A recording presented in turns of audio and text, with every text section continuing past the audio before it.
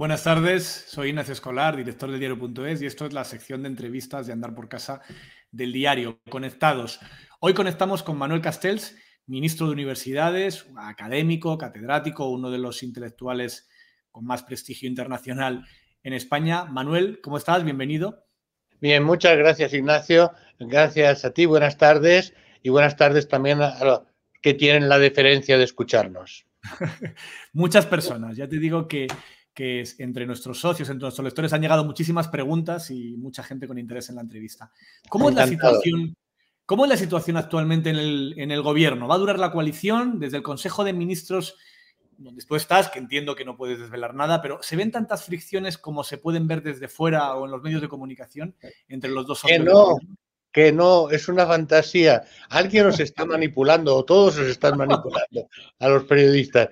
Porque te puedo asegurar con la Sí, credibilidad de una persona que tú conoces, sí. al menos, no sé, 90% o más de lo que se publica que pasa al Consejo de Ministros nunca pasó, o si pasó yo no lo vi, no me enteré.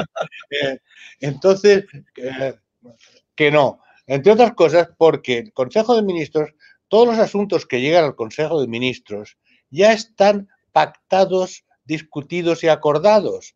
El Consejo de Ministros es el órgano legal para aprobar las leyes, los decretos, lo que son las normas, y también es el órgano de coordinación del gobierno, de información recíproca, de intercambio, pero donde se toman realmente las decisiones legislativas, que son las que cuentan en un gobierno, incluidas Claro. las decisiones económicas, es en el llamado consejillo, que en realidad es la reunión de secretarios de Estado, subsecretarios, presidida por la vicepresidenta primera, y que es ahí donde realmente hay discusiones. También hay discusiones en la Comisión Delegada de Asuntos Económicos, pero todo esto forma parte de la actividad normal de un gobierno. Mira, yo dije desde el principio de este gobierno que no habría ningún riesgo, pero ningún riesgo de que se rompiera la coalición a pesar de toda la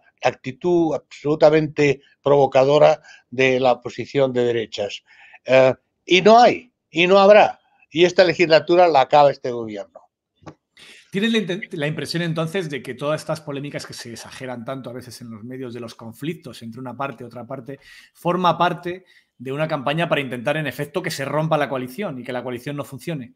Totalmente. Bueno, forma parte, por un lado, de algo que conocemos bien, que es la política mediática, que solo vende el conflicto, la confrontación, la sangre, lo que no vende, y por eso vosotros sois bastante ejemplares, sois rigurosos, serios, sea o no sea una cuestión dramática. Entonces, eso por una parte. Por tanto, los medios como tales, al menos muchos medios, desgraciadamente, juegan, y sobre todo algunos medios muy marcados ideológicamente, juegan a exagerar, a crear tensiones y a alimentar la inquietud pública, porque de eso viven, de audiencia que depende de las tensiones. Y por otro lado, realmente hay un problema de base, que es el tipo de oposición que se está viendo en este país, que a mí es lo que más me sorprendió, incluso me tiene todavía impactado, el nivel de hostilidad, de falta de diálogo por parte de la oposición de derechas, por una razón muy sencilla, porque no han soportado perder el poder que creían que tenían, y además saben, por lo menos saben sus estrategas, que van a tardar muchos años en recuperarlo. ¿Y sabes por qué? No solamente porque este gobierno de coalición va a durar esta legislatura, sino porque hay lo que yo llamo la mayoría de bloqueo antiderecha. Si hablamos de los 188 votos de los que aprobaron los presupuestos, Sí. estos votos no necesariamente, depende de lo que hagamos, estarán ahí siempre para apoyar esta coalición, pero estarán ahí siempre para oponerse a una derecha centralista y ultra reaccionaria, mucho peor de lo que ha habido anteriormente en la democracia, porque, por ejemplo, los 30, 35, hasta 40 diputados de las nacionalidades de Cataluña, Euskadi, Galicia, etcétera, representan Sí, un sí. bloqueo absolutamente insalvable. Entonces, yo creo que cuanto más desesperada está la derecha reaccionaria de no poder gobernar y de no poder servir sus intereses, más violentos se hacen, y la última comparecencia del presidente en el Congreso es sin parangón en las democracias de nuestro entorno, sin parangón. Los insultos, la mala fe, la deformación, es gravísimo y es un insulto a la ciudadanía. Fíjate que eso que dices se basa también en un análisis que tengo la impresión que la derecha confunde, que es confundir Madrid con España. Porque la impresión que tengo yo es que ese discurso tan exagerado, tan reaccionario, tan duro, es posible que pueda tener un éxito en las elecciones de Madrid dentro de unos meses, dentro de un mes, perdón.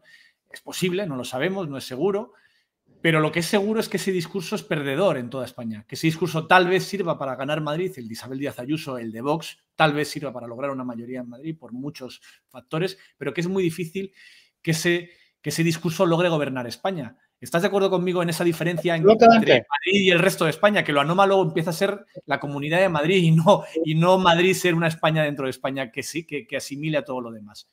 Absolutamente. Pero y además yo creo que aquí se combina con el fenómeno de Ayuso, que hay que tomar muy en serio, muy en serio. La señora Ayuso se hacen muchas bromas de ella. La gente se ríe de algunas de las tonterías que dice, pero hay que tomarla muy en serio, porque a mí me recuerda mucho, viendo, vivido bastante tiempo en Estados Unidos, me recuerda mucho a Trump. Sí, Ella es al PP lo que Trump al Partido Republicano. Y al PP ahora le va bien porque le puede ganar una elección importante, le puede, no estamos, no no es es nada, seguro. no es nada seguro. Depende de la movilización de los barrios populares, esencialmente.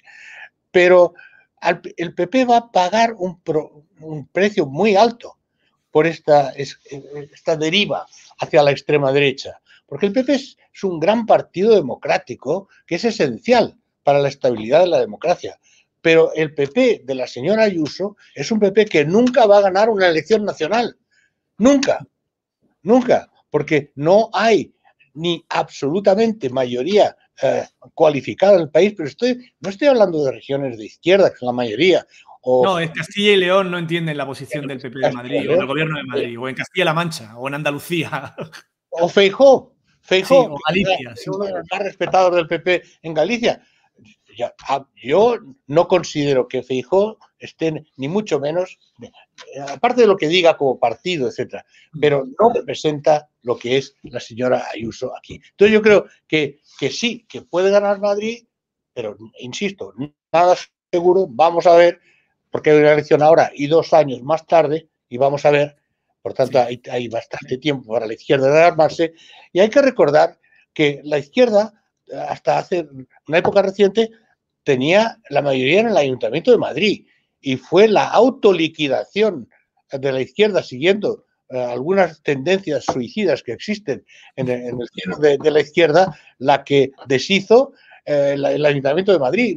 No, hubiera sido posible perfectamente renovar la mayoría. Hay que recordar que la Comunidad de Madrid ha sido socialista durante tiempo y que fueron los famosos tamayazos, los tránsfugas, las corrupciones, toda esa cuestión. Es decir, no es que Madrid genéticamente sea de extrema derecha, por favor. Y eso es la otra cosa. La impresión que está intentando dar Ayuso de que Madrid es la derecha, derecha, derecha, pues no, señor, no es cierto. Madrid tiene una larga tradición democrática. Madrid hay una tradición sindical, de clase trabajadora, de progresismo de izquierda, de una intelectualidad que no se puede reconocer en las barbaridades que dice esta señora. ¿Pero por qué digo que es peligrosa? Pues porque no tiene límites y por eso se parece mucho al trumpismo, porque es, digamos, no duda en organizar desobediencia institucional. Está en situación de desobediencia institucional. El Consejo Interterritorial de Salud, con toda la comunidad, decide algo, no lo aplica. Hay una política europea y española de vacunación, intenta saltársela, no podrá.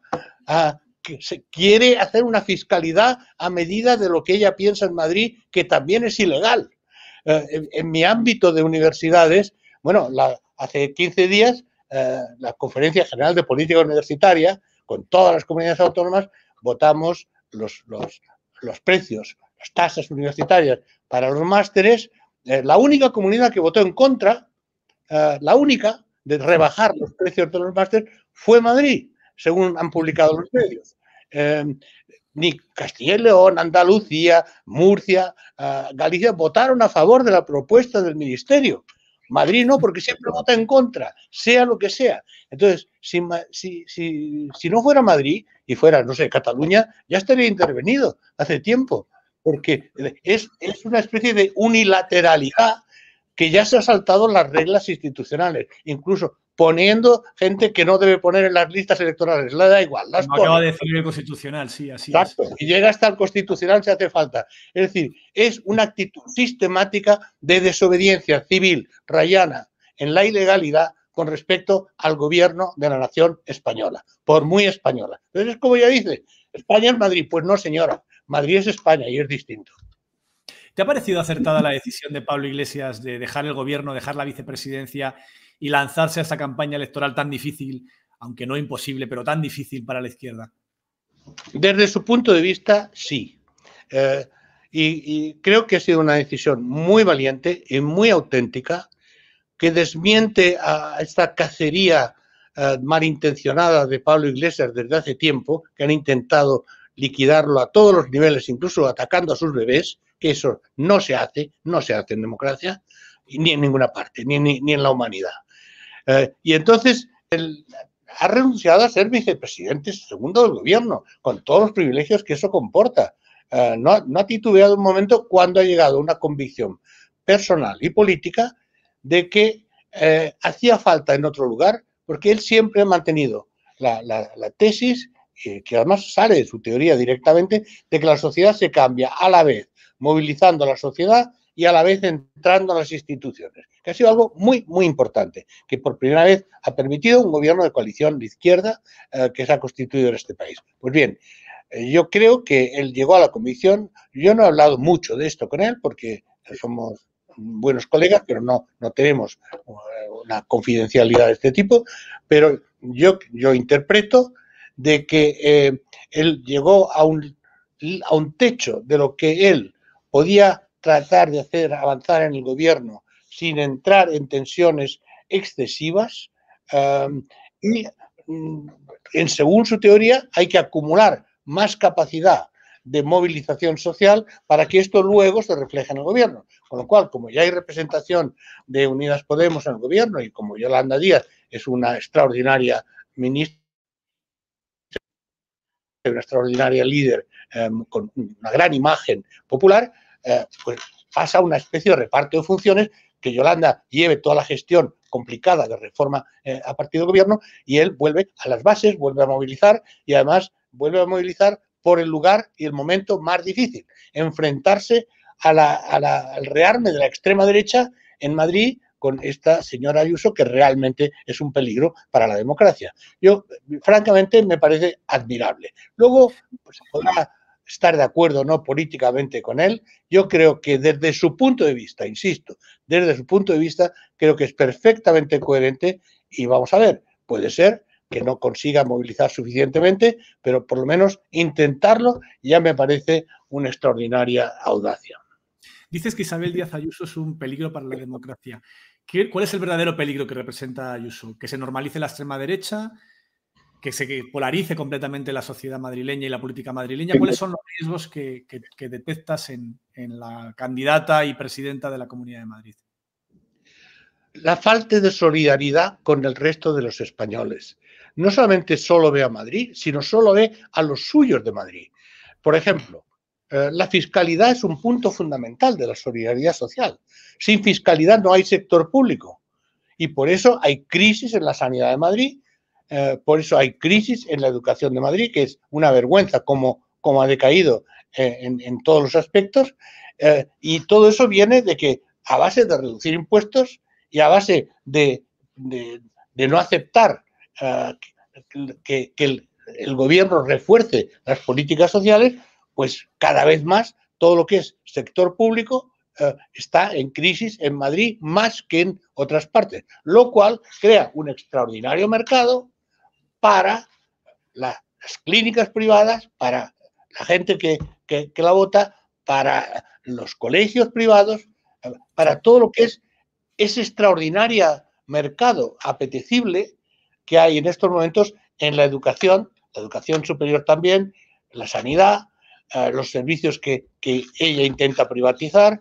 Es decir, en función de sus intereses electorales y en función de sus intereses sociales, amenaza la solidaridad y el estilo de vida y la vida pública de los madrileños. Y una cosa más, es que amenaza la salud, y ahí también es un problema muy serio, porque ¿qué ha hecho?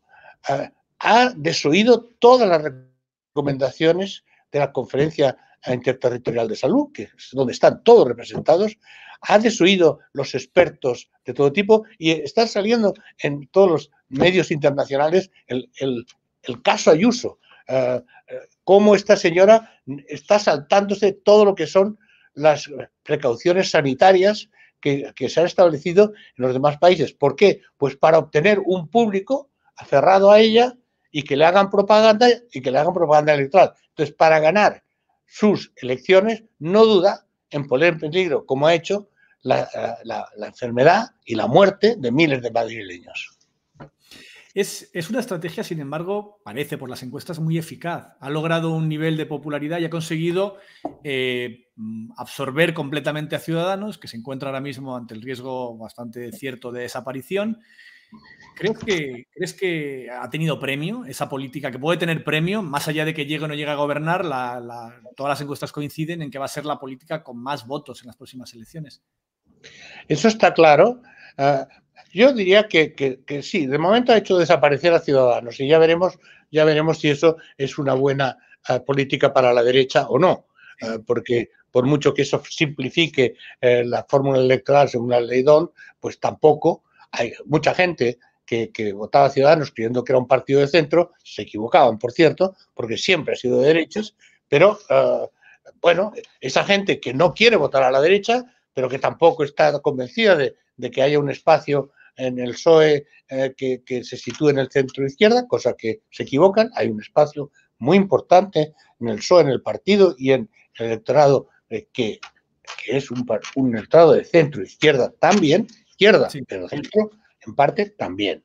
Bueno, pues no estoy seguro que pueda ser capaz de traspasar aquí y en otros lugares de España el voto de Ciudadanos enteramente al PP, con lo cual pueden estar perdiendo votos. Se nos ha ido la luz en el edificio inteligente. Claro, es esto, es un edificio estúpido.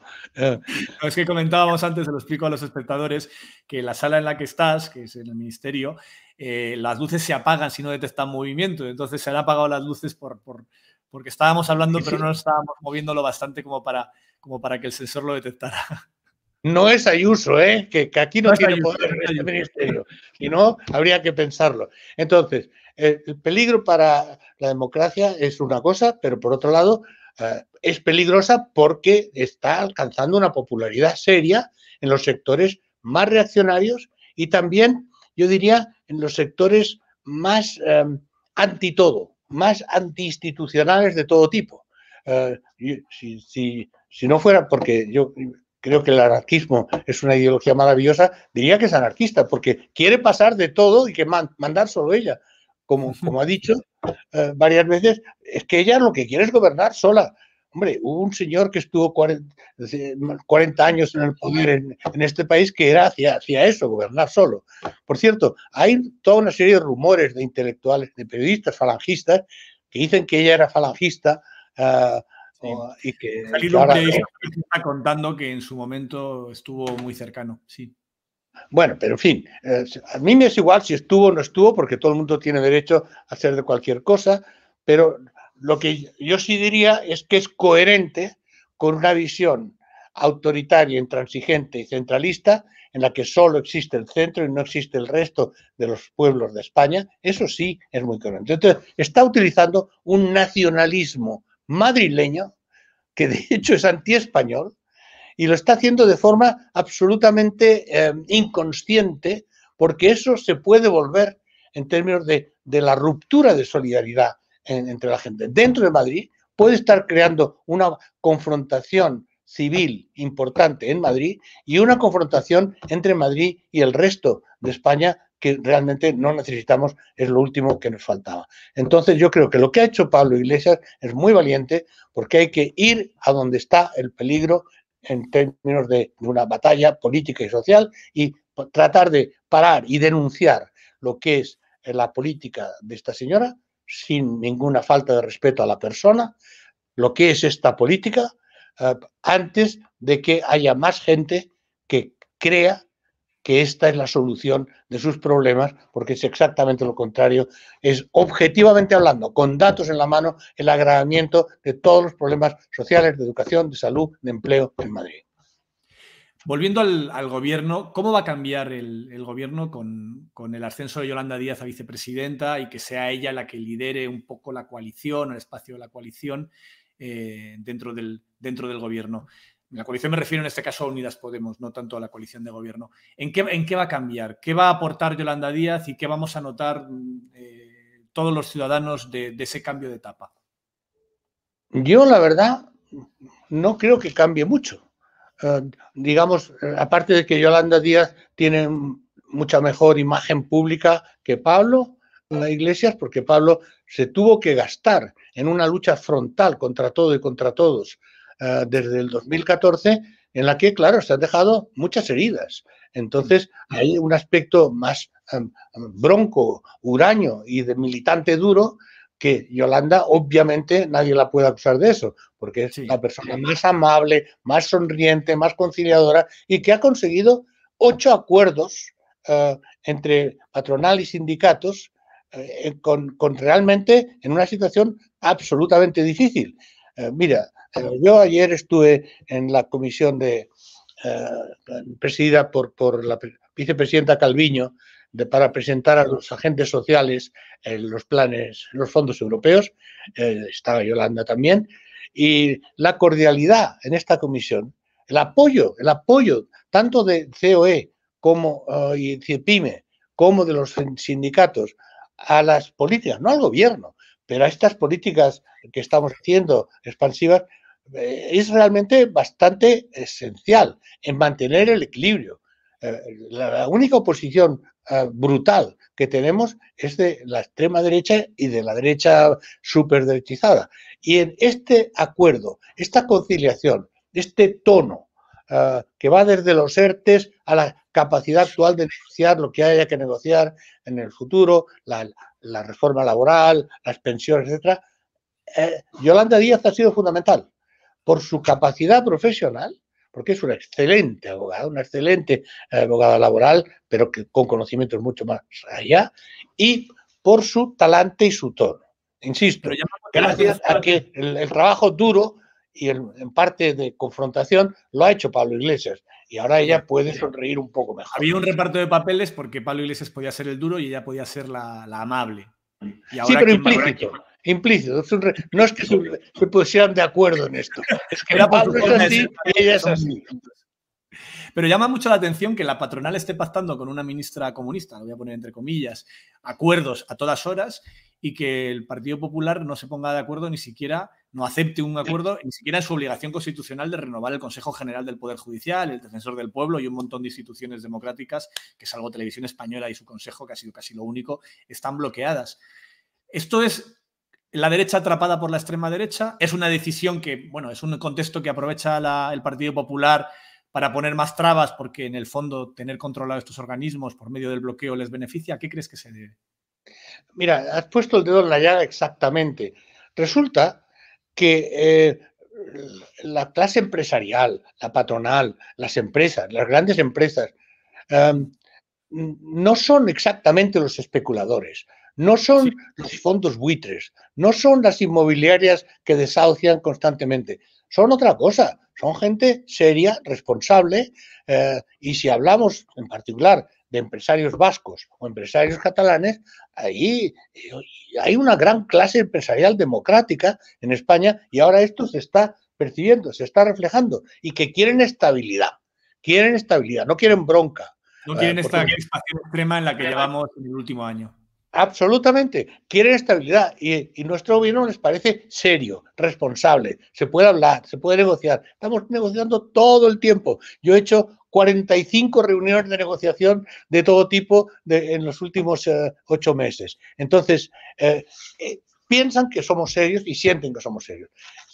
Lo que ocurre es que la derecha española, que ya no es derecha, hablemos claro, lo que llamo la extrema derecha, que forma parte un sector del Partido Popular y que no es tanto Casado como Ayuso y alguna gente más, el García Egea, etcétera, y Vox, que cada vez son más indistinguibles. No acabaron de hacer las alianzas porque Casado dijo, un momento, hasta aquí han llegado, su partido no es este, yo mando aquí, no ustedes, pero en Madrid sí, prácticamente ya no se distingue el PP de Vox. Y también eso quiere decir que, de hecho, pierde votos Vox, porque la gente dice, bueno, si es lo mismo, vota un partido más importante. Vox lo va a pagar en Madrid, pero es un voto prestado en gran medida. No sabemos si ese voto va a en gran medida. Entonces, lo que te quiero decir es que hay que diferenciar entre lo que es la oposición política y la oposición de tipo social, empresarial, a políticas progresistas.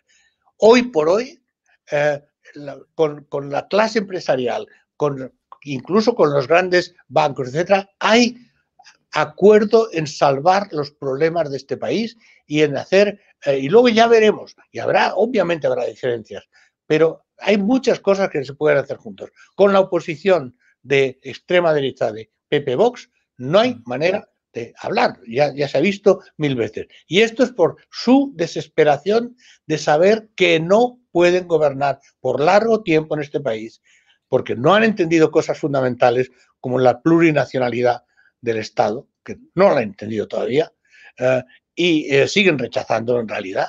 Y por consiguiente están en una situación de crispación continua, de bronca continua, aireada, y lo tengo que decir, por algunos medios importantes de Madrid.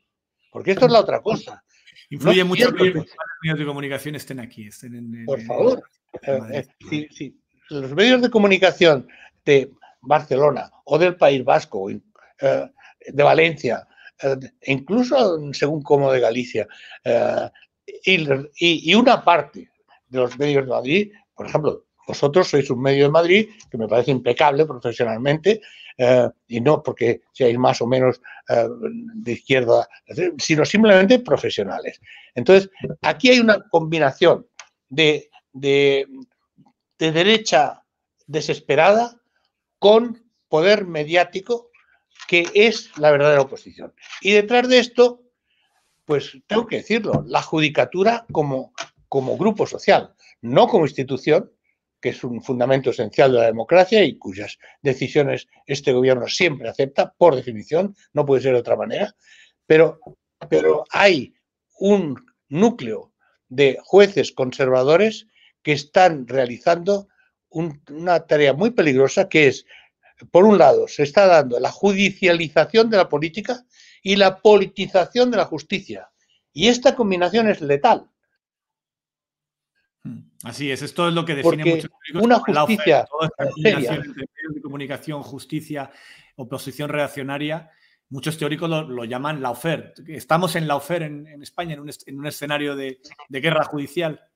Totalmente. Insisto que no hay que englobar ni mucho menos, no solo a todos, sino a la mayoría de los jueces en esto, en absoluto.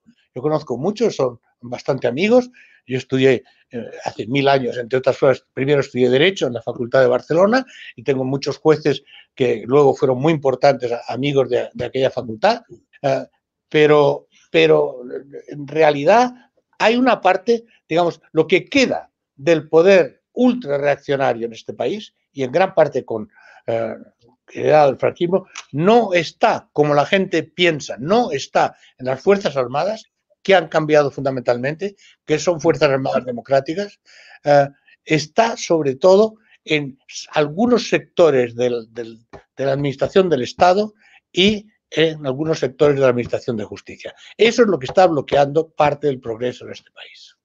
Hay un problema que es mundial, que no es español y que todo el mundo señala como una de las consecuencias, o una de las causas, perdón, de este auge global de la extrema derecha o del discurso trumpista, que son las redes sociales. ¿Qué te ha parecido la decisión de Ada Colau de abandonar Twitter? Tú que eres uno de los grandes teóricos sobre la sociedad de la información, con tus trabajos académicos durante años sobre este fenómeno. ¿Te ha parecido una buena decisión? ¿Te ha parecido un error? ¿Cómo crees que habría que combatir muchos de los problemas que tienen las redes sociales de polarización y de servir como altavoz para la extrema derecha? Tengo que decir que estoy feliz a nivel personal de esta Tú no estás decisión. en Twitter.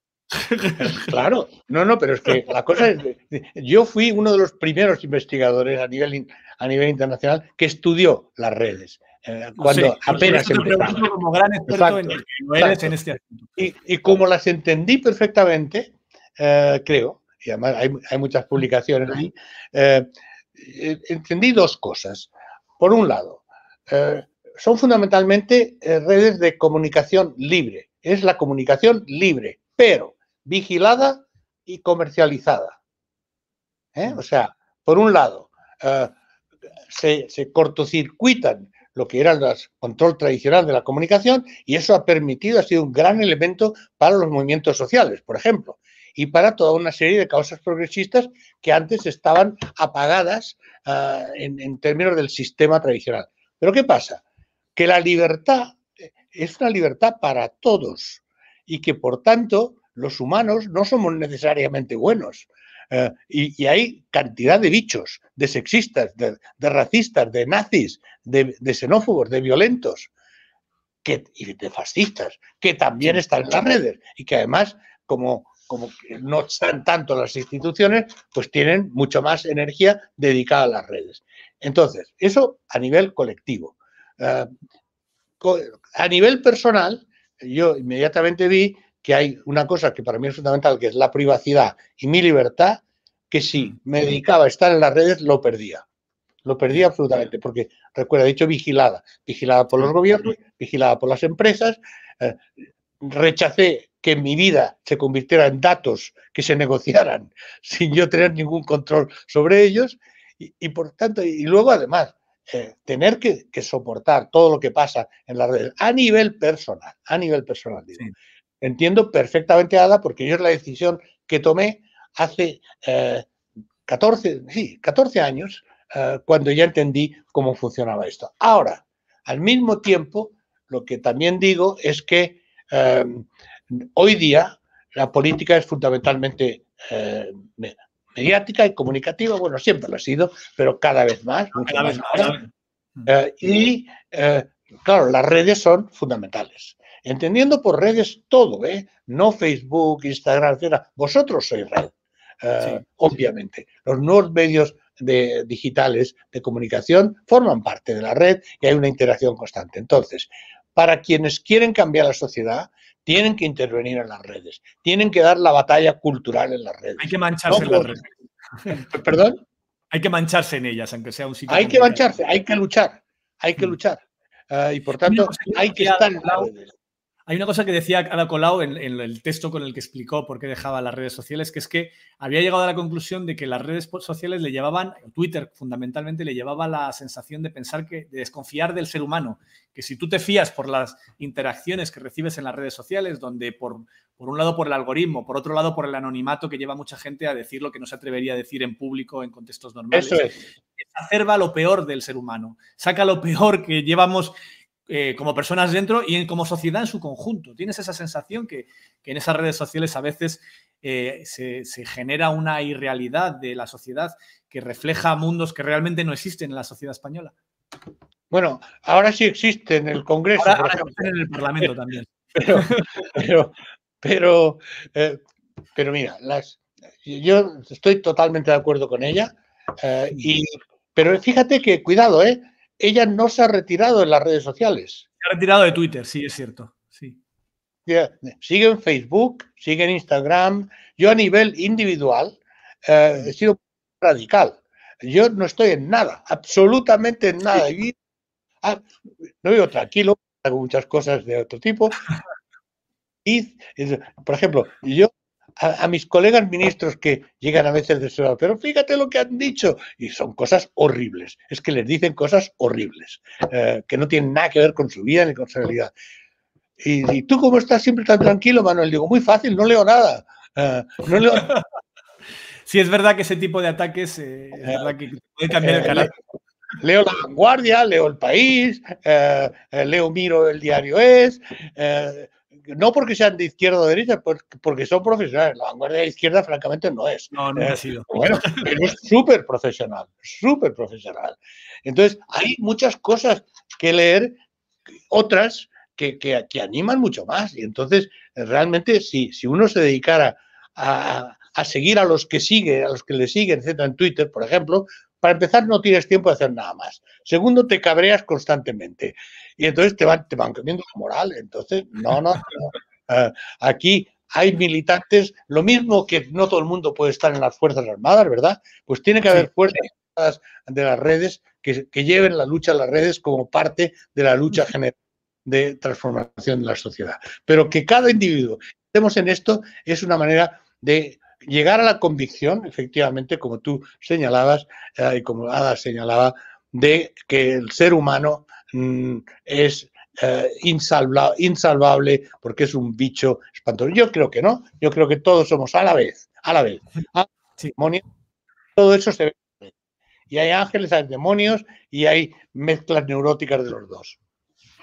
Una pregunta de uno de nuestros socios, Miquel. ¿Crees que es posible en un futuro cercano que las universidades dejen de ser presenciales? No, jamás. No. Jamás. Pero lo que sí creo es lo que ya existe, que las universidades no son presenciales, son híbridas. La interacción que hay hoy día entre estudiantes, la mayoría es por Internet. La interacción entre profesores y estudiantes, la mayoría es por Internet, por correo electrónico. Nos enviamos documentos, comentamos lo que hacen. Por tanto, una universidad no puede existir hoy día sin una plataforma digital muy potente que puede ser presencial, aulas virtuales, etcétera, y que, por otro lado, permita, cuando hace falta, el conectarse online. Ahora bien, cada vez más habrá más universidades online, puramente online, que digamos virtuales, en el mundo, en España y en el mundo, lo cual responde a otras necesidades. Mira, unos jóvenes de 18, 23, 24 años necesitan estar en un campus, necesitan estar en un recinto universitario, necesitan vida social, vida social. Una persona que a los 40 años tiene familia, tiene trabajo, pero quiere especializarse o quiere entonces hacer una carrera de Derecho o una carrera de Ingeniería que no ha podido hacer en su tiempo, eso no se puede hacer si no es online. No se puede hacer de otra manera. Por tanto, hay una complementariedad del sistema. Ahora, que el centro del sistema en España y en el mundo seguirá siendo la presencialidad adaptada, lo que yo digo adaptada, con tecnologías digitales, con interacciones de todo tipo a nivel virtual, pero con la idea de verse, conectarse, simplemente por una cosa, hablando en términos técnicos, porque la comunicación humana tiene una banda de comunicación mucho más ancha que cualquier comunicación. Exacto. Una pregunta de Pilar Álvarez, que es profesora universitaria. Hay más preguntas similares. ¿Por qué los profesores universitarios no somos considerados esenciales y no se nos está vacunando? Ay, Pilar, pues tienes razón, pero te puedo explicar por qué. ¿Por qué no se os considera? Que yo sí considero, pero no entro en contradicción con ninguna colega, y menos con mi amiga, la ministra de Sanidad. Las decisiones del Plan Nacional de Vacunación se toman en el Consejo Interterritorial de Salud con representación del gobierno y de todas las comunidades autónomas. Y yo se lo he planteado múltiples veces a la ministra de Sanidad, que con toda la buena voluntad, y ya empecé con el ministro de Sanidad antes, que siempre lo ha planteado al Consejo Interterritorial y que la respuesta siempre ha sido la misma. No es que no sean esenciales, es que hay muchos más esenciales que estos esenciales. Es decir, que todavía no hemos acabado con todos los esenciales anteriores. esencial. Es que hay cantidad de colectivos que han pedido que yo también soy esencial. No sé, por ejemplo, marineros. Tienen razón. En un barco se uno. Y podría, a mí me han dado una lista de grupos esenciales que podrían ser. Ahora, ¿por qué? Yo creo que la pregunta es, ¿por qué los de secundaria no son esenciales, los necesarios? No, muy fácil. Eso es las explicaciones que me han dado, no lo que yo digo o pienso en este momento. Sí. Pero muy sencillo, porque si hay contagio en la enseñanza primaria y secundaria, hay que cerrar las escuelas y los colegios y se para la sociedad, porque volvemos al confinamiento familiar en condiciones que hacen muy difícil la vida, el trabajo, etcétera. Si claro, porque si un niño no puede ir a clase, su familia en muchas ocasiones se tiene que quedar en casa con él. Absolutamente. Si se para, universitario no ocurre. Si se contagian en la universidad, primero tenemos protocolos muy serios que permiten inmediatamente aislar el caso, como hemos hecho durante varios meses. Y segundo, en último caso, se puede cerrar una facultad, se puede a veces cerrar por unos días un campus universitario, pero no se detiene la actividad. Hemos demostrado que se puede enseñar online y que se puede examinar online también. Y que, ¿por qué? Porque los universitarios son adultos, hablando claro.